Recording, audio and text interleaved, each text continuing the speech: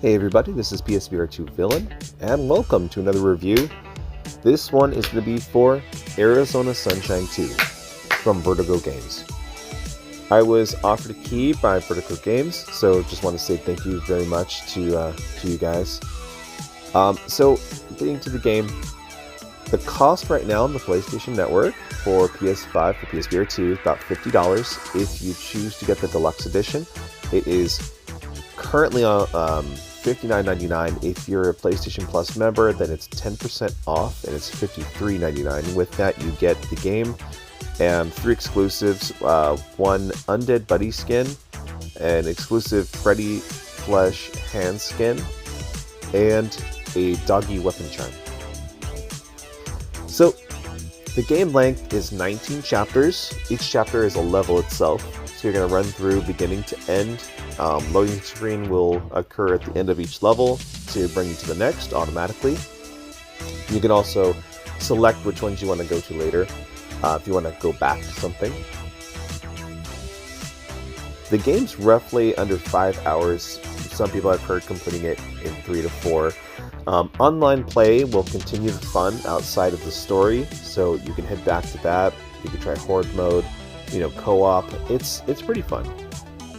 As for story, you play as a guy on his own living in his RV while the rest of the world has been taken over by Fred. Fred is his name for these zombies. A helicopter at one point in the game crash lands and you head over to inspect it thinking you're going to meet a new friend. The pilot, who is now gone, he's dead, but there's a message on his computer, armlet, I guess that's what I'd call it. I don't know, it's kind of weird. It says that they're looking for Patient Zero, and when they do find them, they'll be able to make an antidote for all these friends. Along with that, you meet your new travel companion, a dog. You head out on your journey for Patient Zero with your newfound friend, and he actually will help you fight the zombies. You are able to actually assign different tasks to this dog. So, if you need a zombie pulled away from a certain area because they're blocking it, let's just say they're already dead, you can have the dog pull them away, and then you can have access to new areas. It could even fit under small openings and gates or anything like that to retrieve items for you.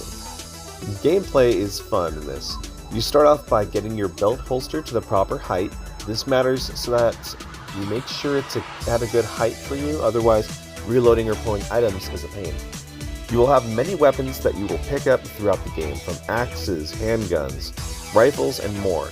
Learn how to reload fast, as you will certainly be pressured through the game to do so when fighting hordes of zombies. At times, the zombies are slow moving. Sometimes, though, they're pretty fast, and they're chasing you down, and you may have already unloaded a clip into some other zombies, or even the zombie chasing you, and you haven't delivered that final blow, and you're needing to watch your area, your surroundings, so that you can keep backing up or running away fast enough and focus on reloading. Reloading is drop your magazine and then grab a new one from your holster, or not holster, but your bag, and it's right in front of you. You have to be careful. I've had a lot of times where the game, for some reason, thinks after I've taken it out, if I'm holding it too close to where I got the magazine from, it thinks I'm trying to put it back inside as I'm trying to reload. I'm trying to put it back with the rest of the magazines that I have in my pack. So that was a little frustrating, but you kind of learn how to get through that part pretty quickly after the first few failures. And as you play through the game, there's going to be a lot of interesting areas that present different challenges. Just wait till you get to the metal detector. I think you'll have a lot of fun there. But definitely be ready for Fred. Overall quality of the game is okay. I never quite feel wowed by the visuals as opposed to games like Resident Evil 8, but let me be clear, it's still a good looking game. It runs well. I haven't had any major crashes at all, or any crashes really. There's a few scenes where there's 2D pictures used to animate something that felt a little off. You'll see it when you play the game for sure. Other times you usually see zombies not moving at all. Sometimes that's on purpose, it's intentional, and that's totally understanding.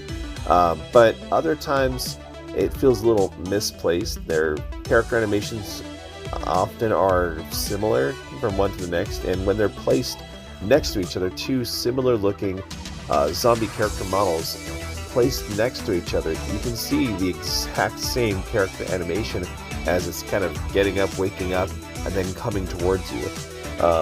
And after that, it starts to, I think, vary a little bit based on certain factors, but it is what it is. It's not a major gripe, but it does kind of take you out of the experience for a second. There's moments where you fight hordes of zombies, and other times where you're just running away from them.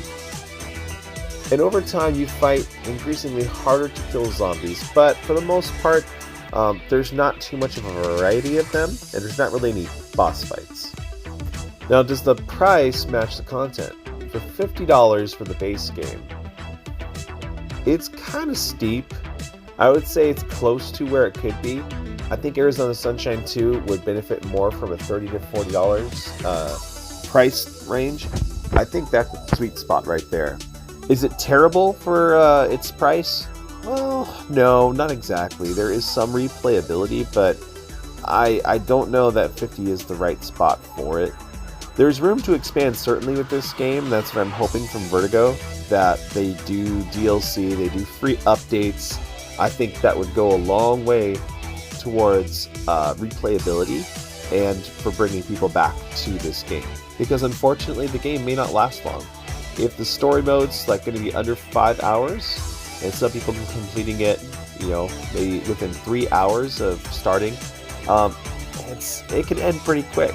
Especially if you're not going to even play the online component, which I'd recommend at least getting into that, trying it out, seeing how it is for you. Overall, Arizona Sunshine 2 is great for fans of zombie shooters. It has many memorable moments and fun gameplay, but it's not without flaws that hold it back from being truly stellar.